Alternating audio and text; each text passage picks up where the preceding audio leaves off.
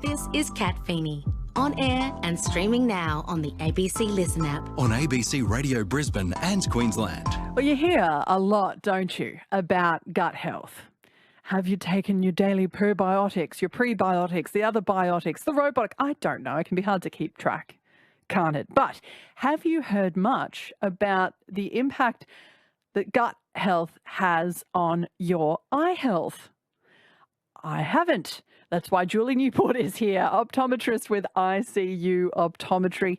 Julie, I mean, it makes sense, doesn't it? Because, you know, we're one organism, it's all linked. Absolutely. But tell me about what we understand about gut health and eye health. Gut health relates to general health, and eyes are part of our body. So it makes total sense, as you were saying. What we do know about gut health and eye health is the inflammatory pathways. So if you've got gut health that is in need of a little bit of a tweak, then you're going to get some inflammation coming from your gut. It goes straight into the bloodstream, and the bloodstream, of course, is a highway to everywhere. And often what we find with our patients is that if they have issues with their eyes, and we suspect that it might be from gut health problems, that often they might have issues with the other tissues that are often affected at the same time, like joints and skin and lungs even. So with that in mind, what we eat is what we are and what we can see or not see. I do have at the back of my mind the whole carrots and seeing in the dark thing. But tell me a little bit more about the difference your diet makes to your vision.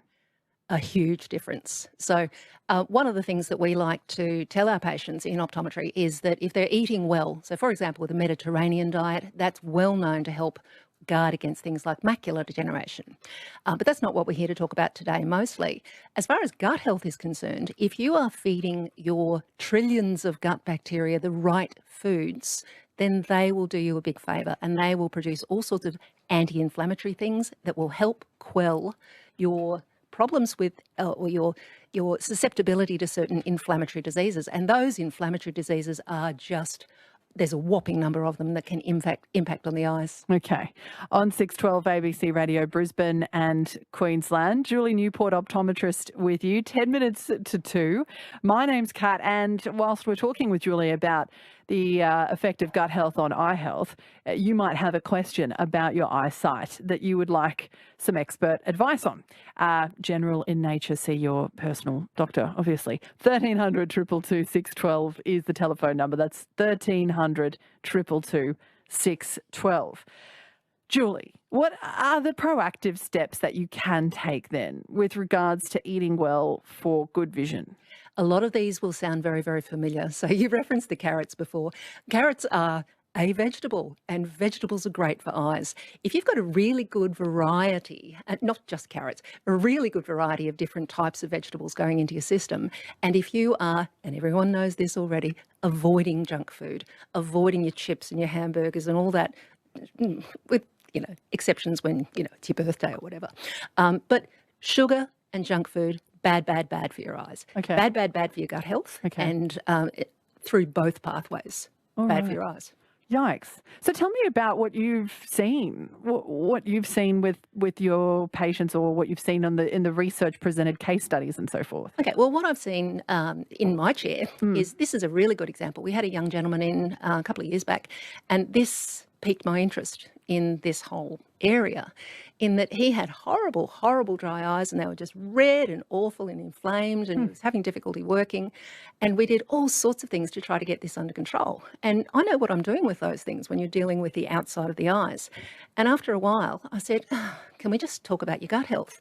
And is there anything that upsets your tummy? And he said, actually, yeah, I have been wondering about that.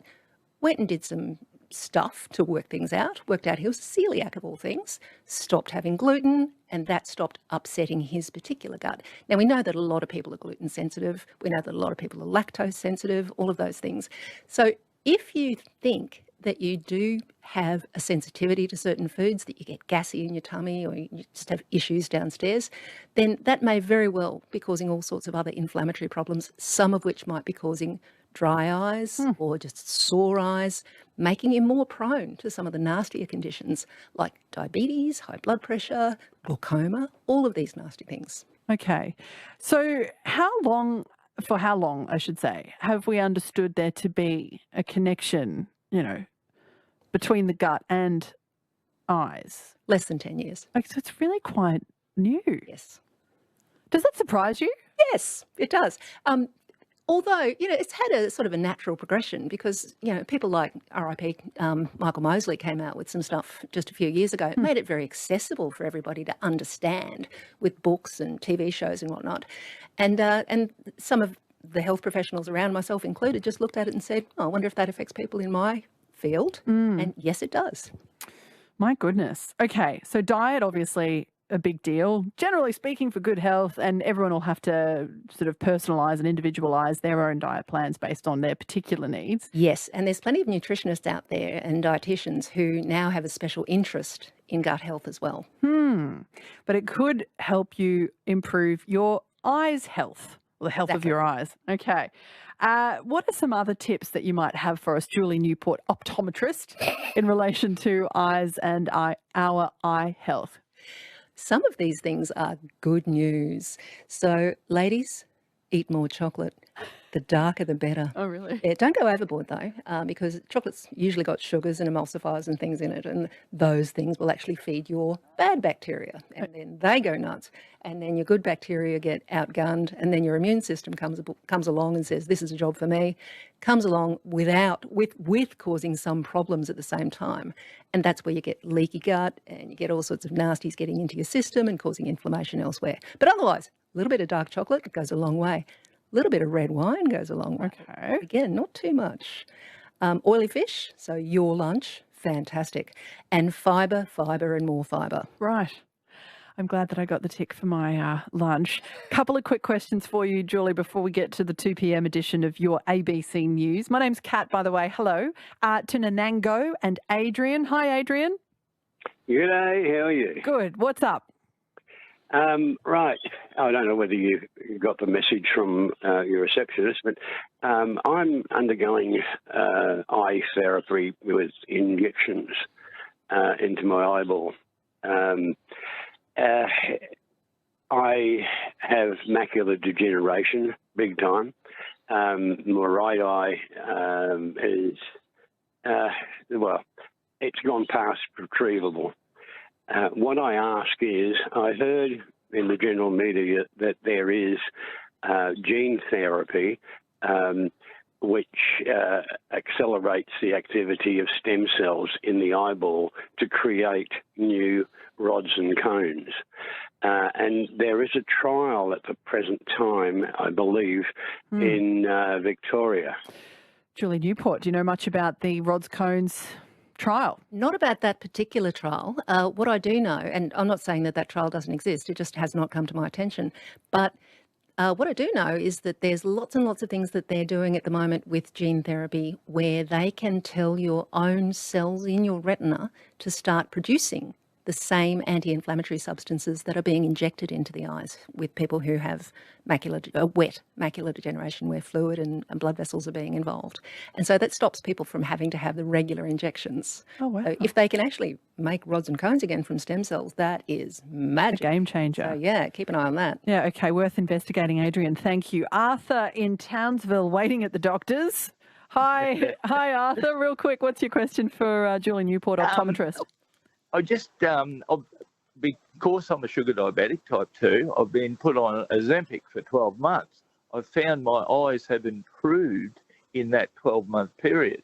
And I'm wondering if there's any studies or anything going on about that, because I've been to the optometrist and I cannot keep my glasses on while reading a book or working on the computer now.